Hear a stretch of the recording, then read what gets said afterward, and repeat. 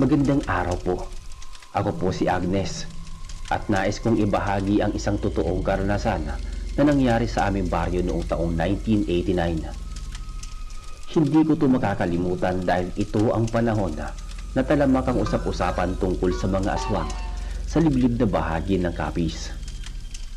Noong taong yun, sa isang liblib na sityo sa Capiz na kung tawagin ay Sitio Agustina, payapa naman ang buhay namin kahit papano. Pero nagbago ang lahat nang magsimulang mamatay ang mga alagang hayop ng mga taga-baryo sa gabi. Hindi lang basta namamatay, kundi parang kinuha ang mga laman loob. Si Kapitan Negro ang tumatayong leader namin noon. Hindi siya tunay na kapitan ng barangay, pero iyon ang tawag sa kanya dahil sa kanyang itim na balat at pagiging matapang. Kilala si Kapitan Negro na may anting-anting at marunong sa mga gamutan na hindi mapaliwanag ng sensya. Isang gabi, nagtipon-tipon kami sa harap ng tindahan ni Aling Marites. Kasama ko noon ang aking pinsan na si Lito at ang asawa niyang si Elena na buntis ng 6 na buwan. Kapitan, natatakot po kami. Pati mga bik sa likod ng bahay, tila nilapan ng kung anong hayop pero ang weird dahil walang bakas ng paa. Sabi ni Lito habang hawak ang kanyang itak. Sumagot si Kapitan Negro. Lito, huwag kang magpadalos-dalos. Ang kalaban natin ay hindi basta-basta hayop. Amoy ko ang lansa ng hangin. Lumingon si Elena sa akin at bumulong. Agnes, nararamdaman ko ang kaba sa dibdib ko. Parang may nakatingin sa atin mula sa itaas ng puno. Tinignan ko ang puno, pero madilim na ang paligid. Ang tanging liwanag lang namin ay ang mga mitsa ng gasera. Noong panahong yun, wala pang kuryente sa sityo namin, kaya ang dilim ay talagang nakakapanindig balahibo. Maya-maya biglang tumahol ng malakas ang aso ni Aling Marites. Ungol na parang nasasaktan, hanggang sa bigla itong tumahimik. Nandito na sila, sabi ni Kapitan Negro habang dahan-dahang binubunot ang kanyang espesyal na bolo na may mga ukit na krus sa talim nito. Agnes, pumasok kayo sa loob ng bahay ni Marites. Bantayan niyo si Elena, utos ni Kapitan Negro sa akin. Sumunod kami kaagad. Habang nasa loob kami, narinig namin ang kaluskos sa may bubungan. Parang may mga kukula kumakalmot sa yero.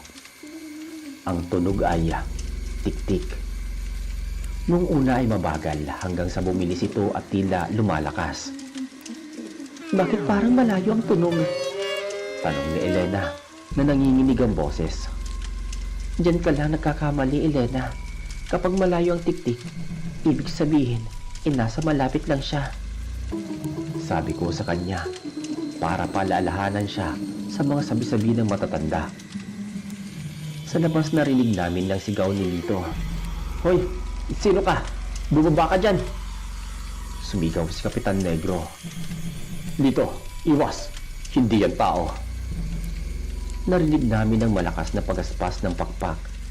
Parang may dambuhalang ibon na lumilipad mula sa bubong na patungo sa kakahuyan. Sumilip ako sa bintana at nakita ko si Kapitan Negro na naglalakad patungo sa kadiliman. Bitbit ang kanyang sulo at bolo. Lumabas ka, hayop ka! Huwag mong pirwisyuhin ang mga tao rito! Sigaw ni Kapitan Negro sa gitna ng kadiliman. Maya-maya isang mahabang tili ang narinig namin mula sa kakahuyan. Hindi ito tili ng tao kundi isang matinis na tunog na parang bakal na kinikis-kis sa bato. Nakita namin si Lito na tumatakbo pabalik sa amin.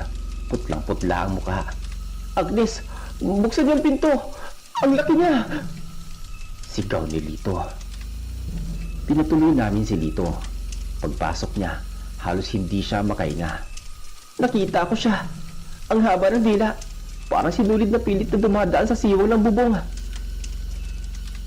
Teka, nasan si Kapitan? Nandun siya, tinutugis niya yung aso na sapa. Sagot ni Lito habang hinahawakan ng kanyang dibdiba. Lumipas ang ilang minuto na puno ng katahimikan. Ang naririnig ng lamin ay ang pagaspas ng hangin sa mga dahon ng saging. Maya-maya biglang may kumatok sa pinto. 3 mabigat na katok. "Agnes, buksan niyo ito. Ako ito, si Kapitan," sabi ng boses mula sa labas. Akma ko na sanang bubuksan ang pinto nang pigilan ako ni Agnes. "Teka Agnes, bakit parang ibang amoy? Amoy ng parang nabubulok na karne." Kaya naman sumilip si Lito sa butas ng dingding. Nanlaki ang kanyang mga mata. "Agnes, wag! Hindi si Kapitan yan! Ang mga paa niya! Hindi normal!" Nagsimulang yanigin ang buong bahay. Parang may gustong pumasok ng sapilitan. Ang boses sa labas ay nagbago. Hindi na ito boses ni Kapitan Negro, kundi isang garagal na boses na parang galing sa ilalim ng lupa. "Ibigay niyo sa akin ang bata! Ibigay niyo ang nasa sinapupunan!" Nagdasal kami ng malakas. Si Elena ay napaupo na sa sahig habang hawak ang kanyang tiyan. Si Lito naman ay pilit na hinaharangan ng pinto gamit ang isang mahabang upuan. Biglang may narinig kami malakas na kalansing ng metal mula sa labas. "Lumayo ka sa kanila!" sigaw ni Kapitan Negro. Narinig namin ang pagtutunggali sa labas. Kalampugan, mga talsik ng kung ano-anong likido sa may dingding at walang tigil na pagmura ni Kapitana. "Kala mo ba natatakot ako sa'yo? Sa dami ng napatay ko na katulad mo, ikaw ang isusunod ko," wika ni Kapitan Negro habang naririnig namin ang tunog ng itak na tumatama sa laman. Isang malakas na lagabog ang nangyari sa beranda. Tahimik muli pagkatapos noon. Walang gumagalaw sa amin sa loob. "Lito, Agnes, Elena, ayos na. Patay na ang isang ito. Pero marami pa sila," sabi ni Kapitana. Dahan-dahang binuksan ni Lito ang pinto. Nakita namin si Kapitan Negro na duguan, pero hindi niya dugo yun. Ang dugo ay kulay itim at malapot, kumakalat sa sahig ng beranda. Sa paanan niya, may isang malaking itim na aso na putol ang ulo. Pero ang katawan nito ay tila unti-unting nagbabago at nagiging anyong tao. "Kapitan, anong nangyari?" tanong ni Lito. "Ito ang aswang na nambibiktima sa atin. Pero babala ko sa inyo, ang asawang lalaki nito ay siguradong maghihigante. Hindi pa tapos ang gabi," sabi ni Kapitan Negro. Tumingin si Kapitan Negro sa akin at sinabi nga, "Agnes, kumuha ka ng asin at abo. Ikalat niyo sa bawat sulok ng bahay na ito. Huwag kayong hihinto hanggat hindi sumisikat ang araw." Dali-dali kaming kumilos. Habang nagkakalit kami ng asin, nararamdaman ko na parang may mga mata pa rin nakamasid sa amin mula sa dilim ng gubat. Alam namin na ang gabi ay mahaba pa at ang tunay na labanan ay nagsisimula pa lamang. Sa kabilang dako ng sityo, may narinig kaming isa pang tiktik, mas malakas, at sa pagkakataong to, hindi lang isa ang naririnig namin parang isang kawan sila na papalapit sa aming kinaroroonan. "Dito, ihanda mo mga solo. Agnes, bantayan mo ang bawat bintana. Elena, huwag kang aalis sa tabi ng asina," utos ni Kapitan Negro habang muling hinahasa ang kanyang bolo sa may semento. "Kapitan, parang dumadami sila," bulong ni Lito habang nakatingin sa mga anino na gumagalaw sa paligid ng bakod. "Hayaan mo silang lumapit. Mas madali silang tadtarin kapag malapit," matapang na sagot ng Kapitana. Maya-maya pa lalong bumigat ang pakiramdam sa loob ng bahay ni Aling Marites. Ang hangin na pumapasok sa mga siwang ng dingding na kawayan ay naging sobrang lamig. Pero may kasamang amoy ng malansang dugo at sunod na buhok. "Agnes, bilisan mo! Ipang-ikot mo ang asin sa bawat bintana," utos ni Kapitan Negro habang siya naman ay naglalagay ng langis na may kasamang kung anong ugat sa kanyang braso at sa talim ng kanyang itak. Habang nagkakalat ako ng asin, nanginig ang mga kamay ko. Sumilip ako sa siwang ng bintana at nakita ko ang mga anino sa ilalim ng puno ng nyog. Hindi sila tao. Ang kanilang mga figura ay mahaba, payat, at ang kanilang mga mata ay parang mga baga ng sigarilyo na nagbabaga sa dilim. Lito, huwag kang titingin ng diretso sa mata nila. Hinihigop nila ang tapang mo kapag ginawa mo yan. Babala ni Kapitan Negro kay Lito na nooy hawak na ang isang bote ng gaas at basahan para gawing sulo. Kapitan, bakit parang tumitigil sila sa bakod? Tanong ni Lito habang pilit na pinapatigas ang kanyang boses. Dahil sa asin at dasal na inilatag natin, pero naghahanap sila ng butas. Ang punterya nila ay si Elena at ang bata.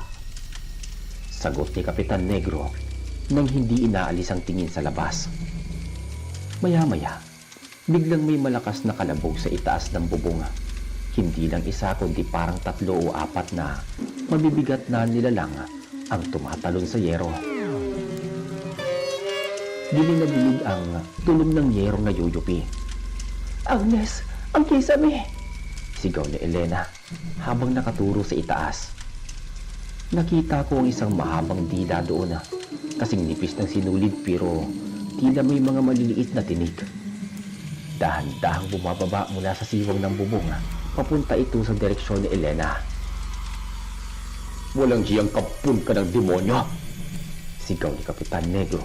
Sa isang mabilis na galaw naman, tinaga niya ang dila gamit ang kanyang itak. Isang matinis at nakangingilong tili ang umalingaw-ngaw sa buong sityo. Ang dila ay naputol at bumaon sa sahig. Kumikisay-kisay pa na parang bulati habang naglalabas ng itim na likido. Lito, ngayon na! Sinabal mo ang paligid ng bahay. Utos ni Kapitan Negro. Tumalon si Lito palabas ng bintana, bit-bit ang sulo. Magsilayas kayo rito! Sigaw ni Lito habang winawasiwas ang apoy. Nakita ko naman sa liwanag ng apoy ang mga anyong aso na kasing laki ng baka. Mga taong may pakpak na parang paniki at mga nilalang nakalahati lang ang katawan na nakalutang sa hangin. Maya-maya isang dambuhalang aso ang sumugod kay Lito. Lito, sa kanan mo! Sigaw ni Kapitan Negro, sabay talon palabas para saklolohan ang aking pinsan. Nagpang-abot si Kapitan Negro at ang dambuhalang aso. Sa gitna ng kadiliman at liwanag ng apoy, nakita ko ang galing ni Kapitan Negro. Kahit matanda na siya, ang bawat taga ng kanyang itak ay may kasamang liwanag na parang kislap ng kuryente. Sa ngalan ng nag-iisang lumika, mamatay kayo! Sigaw ni Kapitan habang ibinabao ng itak sa leeg ng nilalang. Habang nangyayari yun, sa may bandang labas, kami naman ni Elena sa loob ay hindi mapakali. Samantala, biglang may bumagsak sa pinto sa may likuran. Isang matandang babae na nakayuko ang pumasok. Ang kanyang buhok ay abot hanggang sahig at ang kanyang mga kuko ay mahaba at baluktot. Agnes, ang asin! Nawawala ang asin sa pintuan, doon sa may likod! Sigaw ni Elena. Nakalimutan ko ang pinto sa kusina. Huwag kang lalapit! Sigaw ko sa matandang babae habang hawak ko ang isang krus na kahoy. Tumawa ang matanda, isang tawa na parang tuyong dahon na kinikiskis. Ibigay mo sa akin ang sanggol, Agnes. Gutom na kami. Sabi ng matanda. Hindi mo sila makukuha! Isang boses ang narinig namin mula sa likuran ng matanda. Si Kapitan Negro pala. Duguan at pagod pero nananatiling matatag. Hawak niya isang maliit na sisidlan ng binditadong tubig. Isinaboy na Kapitan Negro ang tubig sa matanda. Napasigaw ito. Nagliyabang balat ng matanda na parang nabuhusan ng asido. Sa isang iglap, tumalon ito palabas ng bintana at naglaho sa kadiliman. Pumasok si Lito na may sugat sa braso. Kapitan, marami pa sila sa labas. Hindi sila nauubos. dahil tinatawag nila ang kanilang pinuno. Ang kapre ng sapa ay gising na. Seryosong sabi ni Kapitan Negro. Naramdaman namin ang pagyanig ng lupa. Parang may dambuhalang naglalakad patungo sa aming bahay. Ang bawat hakbang ay napapatumba sa mga puno ng saging sa buong paligid. Agnes, Elena, pumasok kayo sa may silid at huwag kayong lalabas kahit anong marinig ninyo. Lito, hawakan mo itong isang bote ng langis. Kapag sinabi ko, ibuhos mo ito sa sahig ng beranda. Utos ni Kapitan Negro. Sumunod kami ni Elena. Pumasok kami sa may silid at nilakang pinto. Maya-maya narinig ko ang mabibigat na paghinga sa labas ng bahay. Isang amoy ng tabako na sobrang tapang ang humalo sa lansa ng dugo. Kapitan Negro, ibigay mo sa amin ang mga banyaga sa lugar na ito. Isang malalim at dumadagundong na boses ang narinig namin. Hindi kailanman tikbalang. Sa lupang ito, ako ang batas, sabi ni Kapitan Negro. Narinig namin ang pagwasak ng dingding ng bahay. Ang buong bahay ni Aling Marites ay parang guguho na. Sigawan, kalampagan ng mga gamit at ang tunog na naglalagablab na apoy ang bumalot sa gabing yun. Agnes, natatakot ako para sa anak ko. Umiiyak na sabi ni Elena. Magtiwala tayo kay Kapitan. Elena, hindi niya tayo pababayaan, sabi ko habang mahigpit na hawak ang kamay niya. Maya-maya biglang tumahimik ang lahat. Ang tanging naririnig lang ay ang paglagitik ng apoy mula sa mga nasusunog na bahagi ng bakod. Lito, Kapitan, tawag ko ng mahina. Walang sumasagot.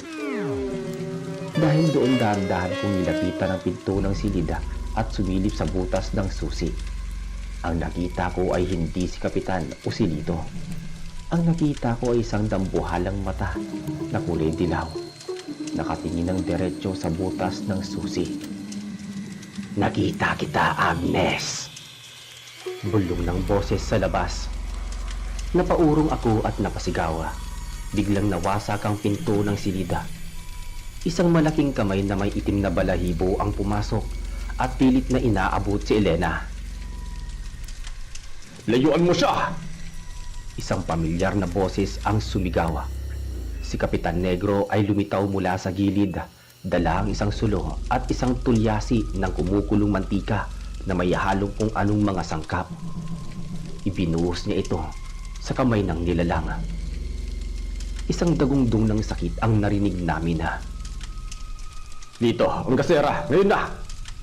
Sabi ni Kapitan Negro. Isang malaking pagsabog ng apoy ang naganap sa gitna ng sala. Nakita ko ang isang nilalang na kasing taas ng bahay. May ulo ng kabayo, pero katawan ng tao. Nagliliyab sa apoy. Ito ang tikbalang na pinuno nila. Magsialis kayo rito! Bumalik kayo sa kailaliman! Sigaw ni Kapitan Negro habang winawasiwas ang kanyang nagniningning na itak. Nagkagulo ang mga maligno nang makita nilang nasusugatan ang kanilang pinuno. Nagsimula silang magsibatan pabalik sa kagubatan. Pero ang tikbalang ay hindi basta-basta susuko. Hinarap nito si Kapitan Negro ng harapan. Negro, hindi mo mapoprotektahan ang lahat. Darating ang panahon, mauubos din ang lakas ng anting-anting mo. Banta ng tikbalang habang dahan-dahang umaatras sa kadiliman. Habang ang apoy sa katawan nito ay unti-unting namamatay. Hanggat ako nakatayo rito sa sitio Maligaya, walang aswang o malignong makakapanakit sa kanila, sagot ni Kapitan Negro. Nang maglaho ang huling anino sa may kagubatan, napaupo si Kapitan Negro sa sahig. Ang kanyang katawan ay puno ng kalmot at pasa. Si Lito naman ay lumabas mula sa ilalim ng mesa, nanginginig. Kapitan, nagawa ba nating talunin sila? Tumingin si Kapitan Negro sa amin.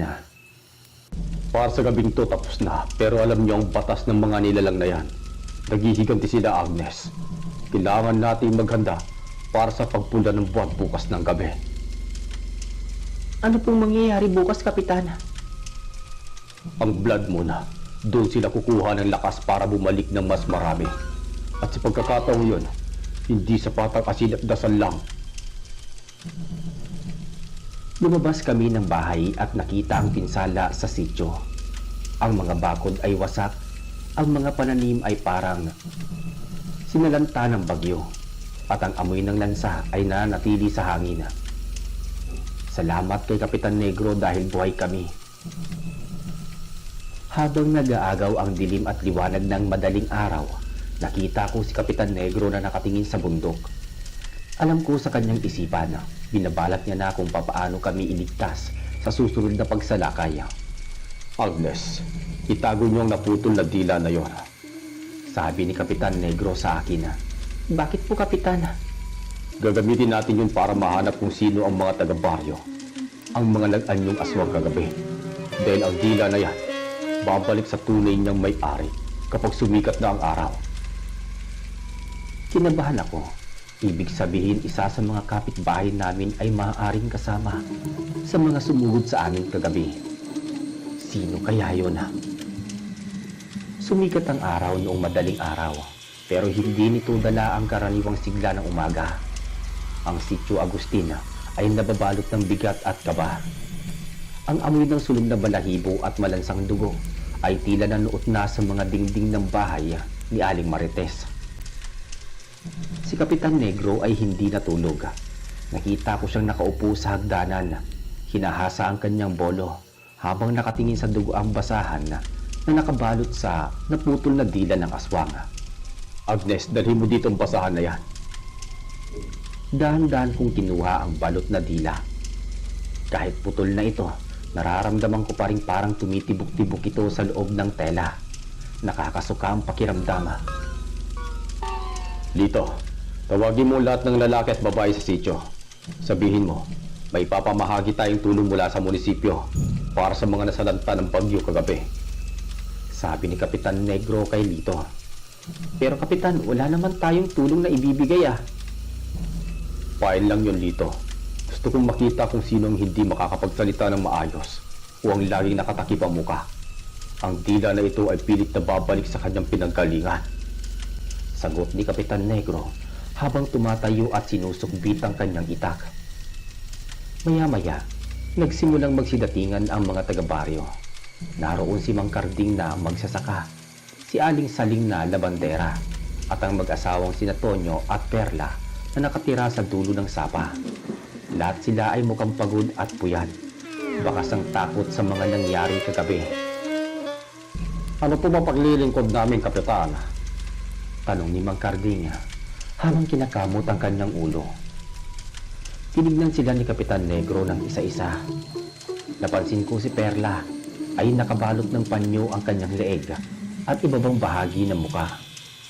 Agnes, ilabas mo na ang tulong. Bulong ni Kapitan Negro sa akin. Inilabas ko ang basahan sa harap ng mga tao. Pagbukas ko nito, ang dila ay biglang naging kulay ube at nagsimulang umusok. Umalingaw-ngaw ang isang mahinang huni, parang sipol ng galing sa malayo. Anong klaseng tulong yan, Kapitan? Bakit may bulating dambuhala? Tanong ni Tonyo, ang asawa ni Perla. Ngumiti ng bahagya si Kapitan Negro. Hindi ito bulati, Tonyo. Ito ang dila ng aswang na sumugod sa bahay ni Marites kagabi.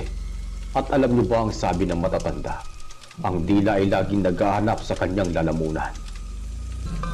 Biglang napatra si Perla. Napahawak siya sa kanyang panyo. O Perla, bakit ka namumutla? May masakit ba sa'yo?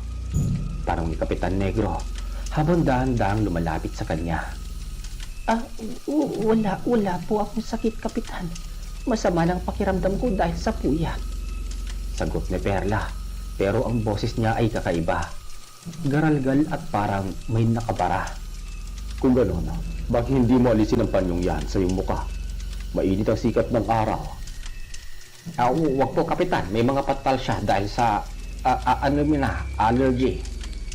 Singit ni Tonyo habang humaharang sa harap ng asawa. Tonyo, tumabi ka dyan kung ayaw mong madamay. Babala ni Lito na nooy hawak na ang kanyang itak sa likuran. Sa isang iglap, mabilis na kumilos si Kapitan Negro. Kinablot niya ang panyo sa mukha ni Perla. Lahat kami ay napasinghap. Si Perla ay walang dila. Ang kanyang bibig ay puno ng itim na dugo at ang kanyang lalamunan ay tila bulok na laman na uod. Ikaw wala ng iba, sabi ni Kapitan Negro. Si Perla ay biglang tumili ng napakalakas. Isang tunog na hindi galing sa tao. Ang kanyang mga mata ay naging purong itim at ang kanyang balat ay nagsimulang magbitak-bitak. Tonyo, takbo na! Sigaw ni Mang Karding. Pero huli na. Si Perla ay lumaki. Ang kanyang mga braso ay humaba at ang mga kuko ay naging kasing talas ng labaha. Sinunggaban niya si Tonyo at tinapon ito sa kakahuyan sa paraang isang basahan. Dito, Agnes, ilayo niyo ang mga tao rito. Sigaw ni Kapitan Negro, sabay bunot ng kanyang itak. Nagkagulo ang mga tao. Takbuhan ng lahat patungo sa kalsada. Kami ni Lito ay pilit na inalalayan ni Elena na lumabas din ng bahay dahil sa ingay. Kapitan, mag-iingat kayo! Sigaw ni Lito. Humarap si Perla kay Kapitan Negro. Kahit wala itong dila, nagagawa pa rin ito ng nakakapangilabot na tunog. Sumugod ang aswang kay Kapitana. Pero mas mabilis si Kapitana. Nagagawa niyang makailag. Napatili si Perla. Hindi ka makakatakas, Perla. Kung ano ka man. Sabi ni Kapitan Negro habang naglalabas ng isang maliit na sisidlan ng binditadong asina. Isinaboy ito ni Kapitan sa sugat ni Perla. Ang nilalang ay naglupasay sa lupa habang umuusok ang kanyang katawan. Pero bago pa matapos ni Kapitan ang laban, isang malakas na pagaspas ng pakpak ang narinig namin mula sa taas. Isang malaking anino ang bumaba mula sa langit. Isang lalaki na may dambuhalang pakpak ng paniki. Ang manananggal na asawa ni Perla. Sinunggaban nito si Kapitan Negro mula sa likuran at itaas sa hangin. Kapitana! Nakita ko si Kapitan Negro na nakikipagbuno sa hangin gamit ang kanyang siko. Tinamaan niya sa muka ang lalaking aswang kaya nabitawan siya nito. Bumagsak si Kapitan sa bubong ng tindahan ni Aling Marites. Lito, ang pana! Ang pana may dulo ng pilak! Sigaw ni Kapitan Negro mula sa taas ng bubong. Dali-daling tumakbo si Lito sa loob ng bahay at kinuha ang pana na nakatago sa ilalim ng higaan ni Kapitana. Inihagis niya ito sa itaas. Agnes, Elena, pumasok kayo sa loob ng simbahan. Doon kayo ligtas. Utos ni Lito sa amin. Habang tumatakbo kami ni Elena patungo sa maliit na kapilya ng sityo, narinig ko ang huni ng pana. Sinundan nito ng isang malakas na bagsak sa lupa. Nang lumingon ako, nakita ko ang lalaking aswang na nakapako ang pakpak sa puno ng mangga. Si Perla naman ay pilit na gumagapang patungo sa kanyang asawa. Si Kapitan Negro ay bumaba mula sa bubunga. Ang kanyang muka ay puno ng determinasyon. Tapusin na natin to. Nilapitan niya ang dalawang aswang. Pero bago pa man niya maitaas ang kanyang itak, biglang nagdilim ang paligid. Ang araw ay tila tinakpan ng makapal na itim na ulap. Ang hangin ay nagsimulang umikot ng mabilis. Hindi pa kami tapos, Negro. Isang boses ang narinig namin mula sa kagubatan. Boses ito ng tikbalang na nakalaban namin kagabi. Ang pagdurugo ng buwan ay malapit na. At sa pagsapit ng kadiliman, ang buong sitio Agustin ay magiging piging para sa amin. Biglang naglaho sina Perla at ng kanyang asawa sa isang sulok na kulay abo, kasabay ng paghupa ng hangin. Naiwan si Kapitan Negro na nakatayo sa gitna ng daan, hingal na hingal at puno ng sugat. Lumapit kami ni Lito sa kanya. Kapitan, tumakas sila. Hayaan mo sila. Ang mahalaga, nalaman natin ang kanilang anyo. Agnes, ihanda niyo ang lahat ng pwedeng gawing sulo. Ang gabi ng pagdurugo ng buwan ay hindi katulad ng ibang gabi. Ito ang gabi kung kailan ang hangganan ng mundo ng tao at ng mundo ng mga maligno ay naglalaho. Tumingin si Kapitan Negro sa langit na tila ba binabasa ang mga ulap. Kailangan natin tawagin ang iba pang mga ngaso sa kabilang bayan. Hindi natin ito kaya mag-isa. Sino pong tatawagin natin, Kapitan? Tanong ko. Ang mga bantay gubat. Sila ang mga katulad ko na itinalaga ang buhay sa pagpuksa ng mga aswang. Sabi ni Kapitan Negro.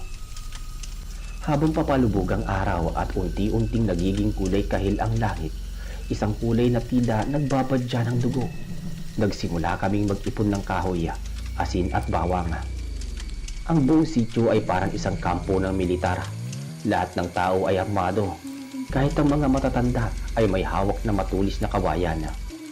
Iyon ang pinakamahabang hapon sa buhay ko. Ang bawat minutong lumilipas ay parang isang taon na. Alam namin sa sandaling mawala ang liwanag, magsisimula ang tunay na bangungot. Sa kasulukuyan, narinig namin ang unang huni ng aswang. Hindi na ito tik-tik, isang mahabang alulong na parang lobo, pero may halong tawa ng tao. Nandiyan na sila, Bulong ni Kapitan Negro. Habang unti-unting nilalamon ng dilim ang buong sityo, ang buwan ay nagsisimulang magbago ng kulay. Mula sa puti, naging madilaw ito hanggang sa maging kasing pula ng kalawang. Ang tinatawag nila nga, blood moon. Sa ilalim ng ganitong liwanag, ang bawat anino ay tila humahaba at nagkakaroon ng sariling buhay. Agnes, pumasok na kayo sa loob ng kapilya, kasamang ibang kababaihan. Lito, siguraduhin mo ang bawat pinto ay may pahid ng langis at krus na gawa sa palaspas. Utos ni Kapitan Negro. Ang kapilya namin ay maliit lang, gawa sa semento ang kalahati at ang itaas ay kahoy. Doon nagtipo ng halos 30 tao. Si Elena ay nakahiga sa isang bench, pinapawisan ng malapot dahil sa kaba. Agnes, parang ang bigat ng tiyan ko. Parang may humihila sa loob. Bulong ni Elena sa akin. Huwag kang mag-isip ng masama, Elena. Nandiyan si Kapitan sa labas. Pagpapatatag ko sa kanya, kahit ang sarili ko ay nanginginig na rin sa takot. Sa labas kasama ni Kapitan Negro ang 5 kalalakihang matatapang, kabilang si Lito. May dala silang mga sulo at mga kawayang tinulis na ibinabad sa tubig alat. Bigla namang tumahimik ang buong paligid, kahit ang mga kuliglig ay tila natakot na humuni. Diyan sila magsisimula sa itaas. Wika ni Kapitan Negro habang nakatingin sa mga dambuhalang puno na nakapaligid sa sityo. Maya-maya, isang malakas na hangin ang humampas sa kapilya. Ang mga sulo sa labas ay halos mamatay at doon sa gitna ng mapulang liwanag ng buwan, nakita namin sila. Hindi lang pala sila Perla at ang kanyang asawa. May mga kasama silang iba pang nilalang na hindi ko akalaing totoo. May mga sigbin na parang mga asong kangaroo na nakabaliktad ang paa at ang mga wakwak na may malalapad na pakpak. Sumigaw ang tikbalang. Nagsimula ang kaguluhan. Ang mga sigbin ay mabilis na tumalon-talon sa mga bakod at sinugod ang grupo ni Kapitan Negro. Nakita ko si Lito na hinarap ang isang sigbin. "Mamamatay ka, hayop ka!" Sigaw ni Lito sabay saksak ng kawayan sa dibdib ng nilalang. Naglabas ito ng berdeng likido at bumagsak. Si Kapitan Negro, ang pangunahing puntirya. 3 aswang na anyong tao ang sabay-sabay na sumugod sa kanya. Gamit ang kanyang nagniningning na bolo, hinarap sila ni Kapitan. Ang bawat hataw niya ay may kasamang talsik ng itim na dugo. Hindi niyo ako matatalo sa sarili kong teritoryo, sabi ng Kapitan Negro. Sa loob ng kapilya, narinig ang kalabog sa bubungan. Isang manalanggal ang pilit na binubutas ang aming kisame. Nakita namin ang mahaba at matulis na dila na dahan-dahang bumababa direkta sa kinaroroonan ni Elena. "Agnes, ang dila!" sigaw ni Elena. Kinuha ko ang isang bote ng suka na may maraming bawang at ibinuhos ito sa dila ng nilalang. Isang nakangingilong tili ang narinig namin mula sa taas. Ang aswang ay mabilis na umurong pero hindi ito tumigil. Sinimulan nilang kalmutin ang mga dingding ng kapilya. Ang tulog ng kanilang mga kuko sa semento at kahoy ay parang libu-libong kutsilyo na kinikiskis. Nakakabalik pakinggan. Sa labas naman ang labanan ay lalong tumitindi. Nakita ko si Kapitan Negro na nasugatan sa balikat dahil sa kuko ng tikbalang. Pero hindi siya sumuko. Kinuha niya ang isang supot ng binditadong abo at sinaboy ito sa hangin. Sumigaw si Kapitan Negro. Ang abong tinamaan ng liwanag ng buwan ay tila naging mga kislap ng apoy. Ang mga aswang na natalsikan nito ay napapasigaw sa hapdi, pero ang tikbalang ay tumawa lang. Negro, ang gabi ay para sa amin. Habang mapula ang buwan, gabi ay walang kamatayan. Deklara ng tikbalang. Biglang may pumasok na isang anyo sa loob ng kapilya sa pamamagitan ng bintana. Si Perla, wala pa ring dila ang kanyang bibig, pero ang kanyang mga kamay ay puno ng dugo. Direkta siyang tumingin sa akin at kay Elena. "Huwag mong lalapitan ang pinsan ko!" Sigaw ko habang winawasiwas ang aking itak, pero isang hampas lang ni Perla ay tumalsik ako sa kabilang dulo ng silida. Napasigaw si Elena. Daan-daang lumapit si Perla kay Elena. Ang kanyang mga kuko ay daan-daang itinatapat sa tiyan ng aking pinsana. Akala ko doon na matatapos ang lahat. Wala akong magawa dahil sa sakit ng aking katawan. Ngunit bago pa man madapo ang kuko ni Perla, bumukas ang pinto ng kapilya. Si Kapitan Negro ay nakatayo doon, hingal na hingal. Duguan pero ang kanyang mga mata ay nag-aapoy sa galit. Sabi ko sa inyo, layuan niyo sila! Sabi nito. Hawak ni Kapitan ang isang maliit na ribulto ng San Miguel Arcangel. Itinapat niya ito kay Perla. Isang liwanag na kasing liwanag ng araw ang lumabas mula sa ribulto. Si Perla ay tumalsik palabas ng bintana habang ang kanyang balat ay tila natutunaw. Lumapit sa amin si Kapitan Negro. Agnes, Elena, kumuha kayo ng lakas. Hindi pa tapos ang gabing to. Ang pinuno nila ay nasa labas pa. Kapitana, si Nito po. Nasa labas siya, binabantayan ang ating pintuan. Pero kailangan nating lumabas at tapusin ang tikbalang. Hanggat buhay ang pinuno, hindi sila titigil. Lumabas kami ni Elena sa ilalim ng proteksyon ni Kapitan. Ang paligid ng sityo ay parang impyerno. May mga apoy na makikita mo sa paligid at ang mga bangkay ng mga sigbin ay nagkalat. Nakita ko si Lito na nakasandal sa isang puno. Hawak ang kanyang tagiliran na dumadaloy ang dugo. "Lito, ayos ka lang ba?" "Ayos lang ako, Agnes. Kunting gasgas lang to," sabi ni Lito, pero alam kong malalim ang sugat niya. Humarap si Kapitan Negro sa gitna ng plaza ng sityo. Doon naghihintay ang dambuhalang tikbalang kasama ang asawang lalaki ni Perla at iba pang aswang na natitira. Negro, oras na para mamatay ang huling tagapagtanggol ng sityong ito. Wika lang tikbalang habang dahang-dahang nagbabago ang anyo nito. Bago mo ako makuha, dadaan ka muna sa talim ng aking pananalig. Sagot naman ni Kapitan Negro habang dahan-dahang tinataas ang kanyang bolo. Sa itaas namin, ang blood moon ay nasa kanyang pinakamatingkad na kulay. Ang bawat patak ng dugo sa lupa ay tila kumikinang. Agnes, hawakan mo itong orasyon.